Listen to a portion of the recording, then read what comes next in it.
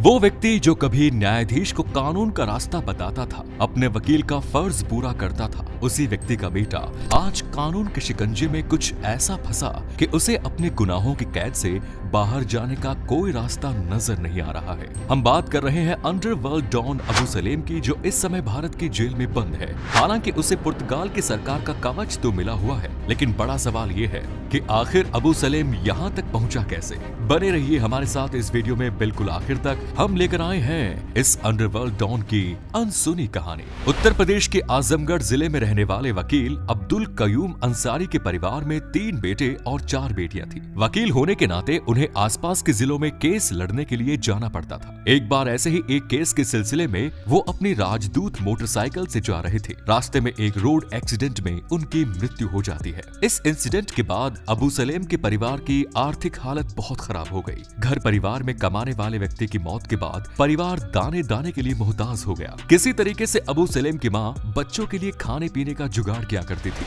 ऐसी सिचुएशन में अबू सलेम के चाचा ने इसे पाल पोस के बड़ा किया। अबू सलेम बड़े थोड़े समय में बहुत ज्यादा पैसे कमाना चाहता था, लेकिन इसके लिए उसे अंडरवर्ल्ड में जाकर डॉन बनना पड़ेगा। ये उसने कभी सोचा भी नहीं था। अबू सलेम जब होश संभालने लायक हुआ तो वो आजमगढ़ से निकलकर दिल्ली चला आया, जहां उसने कुछ समय तक बाइक रिपेयरिंग पर काम किया। पर यह धंधा उसे रास नहीं आया। उसे बहुत जल्दी समझ में आ गया कि इस काम में जिंदगी तो निकल जाएगी, लेकिन पैसा कभी नहीं आएगा। पैसा कमाने के लिए उसने माया नगरी मुंबई का रास्ता पकड़ा और सीधा मुंबई आ गया। जिस समय अबू सलेम दिल्ली से मुंबई आया, उस समय मुंबई में दाऊद इब्राहिम का अच्छा खासा बोलबाला था। अंडरवर्ल्ड की दुनिया में उसकी तूती बोलती थी। अबू सलेम उस समय जोगेश्वरी के एक शॉपिंग कॉम्प्लेक्स की एक शॉप में बेल्ट और इस तरीके की चीजें बेचा करता था। यहाँ पर अंडरवर्ल्ड से जुड़े ऐसे लोगों का आना जाना रहता था जो अवैध वसूली, मारपीट और गुंडागर्दी किया करते थे। धीरे धीरे अबू सलेम भी इन लोगों के संपर्क में आने लगा।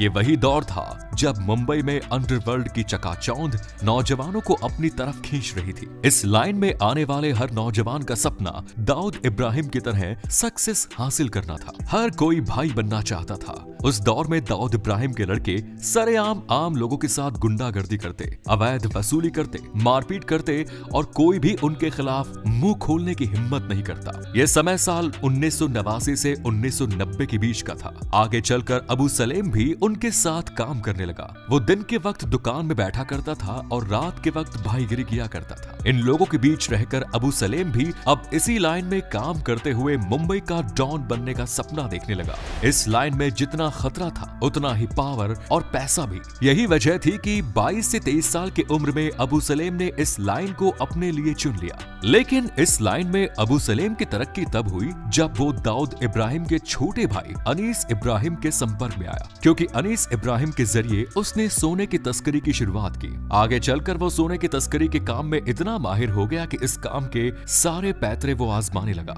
जब पैसा आया तो दिमाग में फितूर भी आने लगा। अब अबू सलेम फिल्मी दुनिया में हीरो बनने की इच्छा रखता था, इसीलिए उसने अपना पैसा लगाकर एक निर्मोही नाम की फिल्म की शुरुआत की। इस फिल्म के उसने 11 गाने रिकॉर्ड भी कराए, लेकिन ये फिल्म कभी नहीं हो सकी। इस बीच समीना नाम की एक लड़की से अबू सलेम को मोहब्बत हो गई और मोहब्बत की ये कहानी शादी तक जा पहुंची। दोनों ने घर से भागकर शादी कर ली। ये घटना साल 1993 की है, जब मुंबई का माहौल खराब था। बम विस्फोट के पहले संजय दत्त ने अनीस इब्राहिम को फोन किया कि उसे भी धमकियां मिल रही है, इसलिए उसे अपनी और अपने परिवार की सुरक्षा के लिए बंदूक की जरूरत है। तब अनीस इब्राहिम ने अबू सलेम से कहा कि जाकर के संजू को मशीन देकर आओ। ये पहला मौका था जब अबू सलेम पहली बार बॉलीवुड के किसी सेलिब्रिटी के सामने जा रहा था। आगे चलकर बम धमाकों के बाद अबू सलेम का बयान रिकॉर्ड किया गया। उसने ये बताया कि संजय दत्त को देखकर उसे इतनी खुशी हुई कि उसने संजय दत्त को कम से कम 3 बार गले लगाया। हालांकि संजय दत्त ने केवल एक ही गन अपने पास रखी और बाकी की तमाम बंदूकें वापस कर दी। आपको बता दें कि अभी तक अबू सलेम का संजय दत्त को बंदूक पहुंचाने के अलावा और कोई अपराध सामने नहीं आया। इसके बाद अबू सलेम दुबई चला गया और दुबई जाकर उसने अपने काम को और भी ज्यादा फैला दिया। वो अब दुबई में बैठकर लोगों को धमकियां दिया करता था और उनसे पैसा वसूला करता था। अबू सलेम का नाम सुर्खियों में सबसे ज्यादा तब आया जब उसने फिल्म निर्माता और टी सीरीज के मालिक गुलशन कुमार की हत्या करवा दी। इसके बाद तो फिल्मी दुनिया के साथ साथ दूसरे हलकों में भी अबू सलेम की दहशत नजर आने लगी। अबू सलेम ने फिल्म निर्माता और ऋतिक रोशन के पिता राकेश रोशन को भी धमकी दी। फिल्म इंडस्ट्री के लोगों को जब वो पार्टी में बुलाता तो किसी में भी उसे इनकार करने की हिम्मत नहीं होती थी। कलाकार उसकी पार्टियों में पहुंच जाते थे। इतना ही नहीं, अब उसे वसूली करने के लिए किसी को भेजने की जरूरत नहीं थी। लोग खुद ब खुद तय समय से पहले ही उसके पास पैसा पहुंचा दिया करते थे। वो 90 के दशक का अंतिम समय था जब मुंबई पुलिस अंडरवर्ल्ड के खात्मे के लिए एक्स्ट्रा एक्टिव नजर आ रही थी। उसने दाऊद इब्राहिम के कई शूटर्स को या तो मौत की घाट उतार दिया या फिर छोटा राजन गिरोह के लोगों ने दाऊद के शूटर्स को मार दिया। लेकिन अबू सलेम का काम बराबर चल रहा था, क्योंकि अबू सलेम ने आजमगढ़ के कुछ बेरोजगार नौजवानों को अपने गिरोह में शामिल करवा दिया। आजमगढ़ के नौजवानों के अपराध करने का तरीका बड़ा ही शातिराना था। उन्हें जब टारगेट मिलता तो वो टारगेट को हिट करने के इरादे से मुंबई जाते और वारदात करके तत्काल वापस आजमगढ़ चले आते, जिसकी वजह से मुंबई पुलिस के लिए भी उन लोगों को ट्रेस करके ट्रैप करना आसान नहीं था, क्योंकि इन नौजवानों का कोई भी क्रिमिनल रिकॉर्ड मुंबई पुलिस के पास मौजूद नहीं था। ऐसी सिचुएशन में अपराध करके भाग जाने वाले इन अपराधियों की आइडेंटिटी को स्टैब्लिश करना सबसे बड़ी चुनौती हुआ करती थी। इसी बीच अबू सलेम को दूसरी बार मोहब्बत हुई। इस बार उसने बॉलीवुड हीरोइन मोनिका बेदी से प्यार किया। मोनिका बेदी उस समय स्ट्रगलिंग एक्ट्रेस थी। दोनों के बीच नजदीकियां बढ़ने लगी तो आपस के फासले खत्म हो गए और फिर आगे चलकर वो दुबई में एक साथ रहने लगे। मीडिया रिपोर्ट्स की माने तो फर्जी पासपोर्ट हत्या, अवैध वसूली, धमकी देने के लगभग 60 मामले अबू सलेम के खिलाफ दर्ज है। इनमें फर्जी पासपोर्ट के मामले अबू सलेम पर भी साबित हो गए और इनमें उन्हें सजा भी हुई।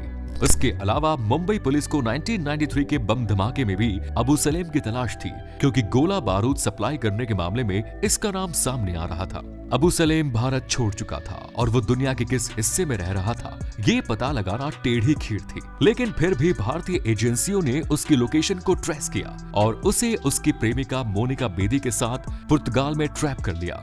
एक लंबी कानूनी लड़ाई के बाद साल 2005 में अबू सलेम को प्रत्यर्पण संधि के तहत भारत लाया गया। लेकिन इस संधि के तहत तत्कालीन सरकार ने पुर्तगाल की सरकार को रिटर्न में ये आश्वासन दिया कि अबू सलेम को 25 साल से ज्यादा तक ना तो जेल में रखा जा सकता है और ना ही उसे मौत की सजा दी जा सकती है। ऐसी कंडीशन में ये मानते हैं कि साल 2030 में अबू सलेम को रिहा करना भारत सरकार की मजबूरी हो जाएगी। हालांकि अभी उस पर कई मामलों में सुनवाई चल रही है। आपको बता दें कि अप्रैल 2022 में अबू सलेम के मामलों की सुनवाई कर रहे 2 जजों जस्टिस MS सुंदरेश और जस्टिस संजय किशन कौल ने सरकार से कुछ तीखे सवाल पूछे।